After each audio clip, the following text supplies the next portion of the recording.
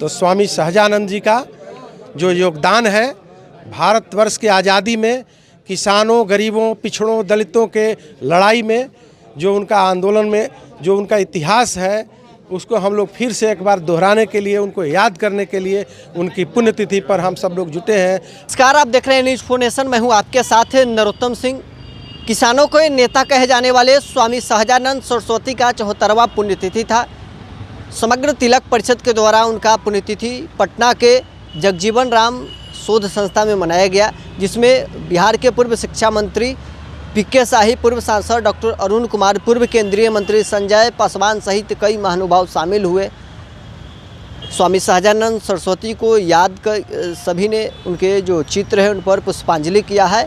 और कार्यक्रम समाप्त होने के बाद मीडिया से बातचीत के दौरान में जो समग्र तिलक परिषद के जो कार्यकर्ता हैं और डॉक्टर अरुण कुमार जो पूर्व सांसद हैं, क्या कुछ कहना है उन लोगों का, छोड़ जाते हैं आपको इस वीडियो के साथ। तिथि मना रहे थे, क्या संदेश देना? सबसे पहले तो हम यह कहेंगे कि समग्र तिलक परिषद के द्वारा स्वामी सहजानंद की पुण्यतिथि मनाई गई। अब दोनों में देखिए कितना सामंजस्य है कि स्वामी सहजानंद और तिलक। आप सब जानते हैं कि भारत में सबसे पहला राष्ट्रवाद का नारा अगर किसी ने दिया और मजबूत किया, उस व्यक्ति का नाम है बाल गंगाधर तिलक, जिनके साथ लाल बाल पाल का नाम आप लोग सुने होंगे। और उनके आंदोलन में जब 1920 में जब तिलक ने असहयोग आंदोलन चलाया, उस आंदोलन में स्वामी जी भी शरीक हुए। तो स्वामी सहजानंद जी का जो योगदान है भारतवर्ष की आज़ादी में, किसानों, गरीबों, पिछड़ों, दलितों के लड़ाई में जो उनका आंदोलन में जो उनका इतिहास है, उसको हम लोग फिर से एक बार दोहराने के लिए, उनको याद करने के लिए उनकी पुण्यतिथि पर हम सब लोग जुटे हैं और सामाजिक परिवर्तन के धारा को आगे ले जाने का हम लोग आज संकल्प लिए हैं।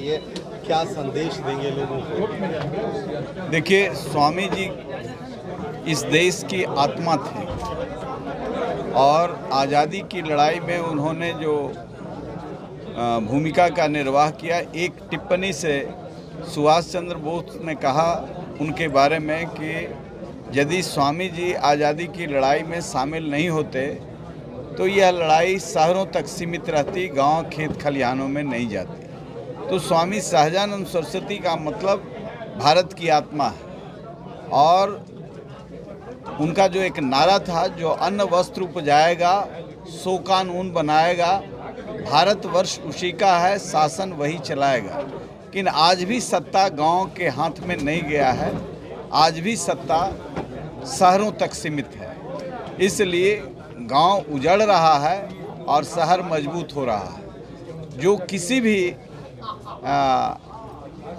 भारत की संस्कृति है उसके लिए यह एक खतरनाक संदेश है। तो आज स्वामी जी 70 वर्षों के बाद भी प्रासंगिक हैं।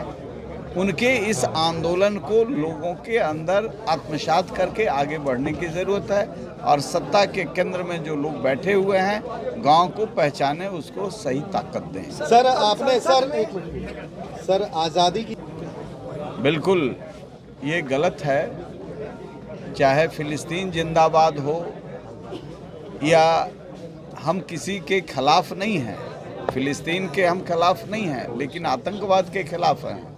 फिलिस्तीन को उस हिसाब से कोट किया जाता है, हमास को उस हिसाब से कोट किया जाता है, तो यह गलत है। अदरवाइज फिलिस्तीनियों के खिलाफ हम नहीं हैं, हम पाकिस्तानियों के खिलाफ नहीं हैं, लेकिन पाकिस्तानी आतंकवाद के साथ कोई नारा लगाता है तो वो गलत है। हम विश्व मानवता के संवाहक हैं। आज स्वामी जी को मना रहे हैं। विश्व समुदाय के प्रति कोई व्यक्ति इस तरह का भाव रखता हो इंसानियत का, तो वह हमारे लिए गर्व का विषय है। इसलिए यदि उस दृष्टि से कोई जिंदाबाद लगाते हैं तो वो गलत है।